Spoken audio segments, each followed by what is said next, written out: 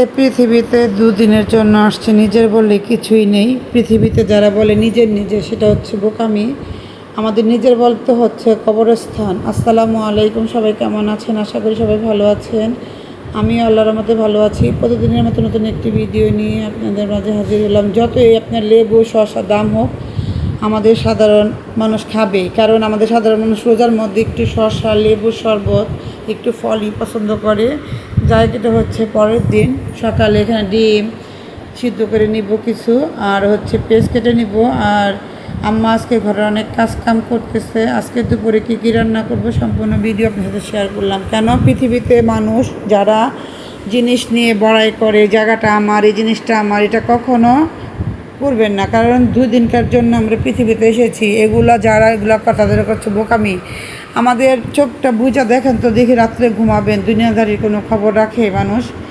যাই এখানে আয়নের জন্য পোলার চাল দিয়ে সামান্য মুরগির মাংস দিয়ে একটু খিচুড়ির মতো রান্না করবো। আর এখানে সম্পূর্ণ হাতে মেখে রেখে দিয়েছে মুরগির মাংস আর গরুর মাংস, কারণ কারেন্টের চুলার রান্না অনেকটা দেরি হয়। এখানে গরুর মাংস বসিয়ে দিয়েছে আয়নের আব্বুর জন্য, আর বাচ্চাদের জন্য রান্না করবে মুরগির মাংস। কারণ আজকে চোখটা বুঝবো, কালকে যদি আপনার দুনিয়াতে থাকি তাহলে তো দেখবো। পরের দিন সকালটা যদি মারা যায় তাতে দেখবো না। তো পৃথিবীতে মানুষ কিসের এত বড়াই করে তা তো বুঝি না। মানুষের জীবনে বেঁচে থাকতে হলে লাগবে সামান্য কিছু। মানুষ আমরা কি করি, ওটা পাইলাম না, ওটা ছুঁইলাম না, ওটা আমার, এটা আমার, এটা কখনো করা উচিত না।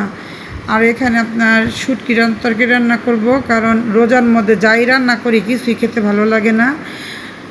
তরমুজটা নিয়ে আসলাম। এখন তরমুজ নাকি আপনার 100 টাকা কেজি, 90 টাকা 80 টাকা।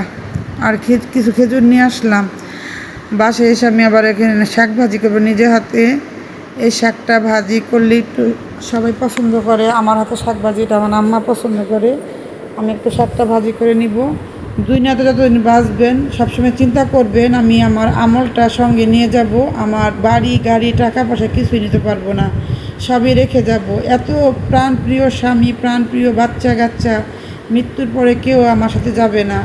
বড় তারা 2 দিন কান্নাকাটি করবে। আমার ক্ষেত্রে হোক, আপনার ক্ষেত্রে হোক, সারা পৃথিবীর মানুষের ক্ষেত্রে এই কাজটা সবাই করে থাকে। তাই নিজের বলতে কিছু আমাদের নেই।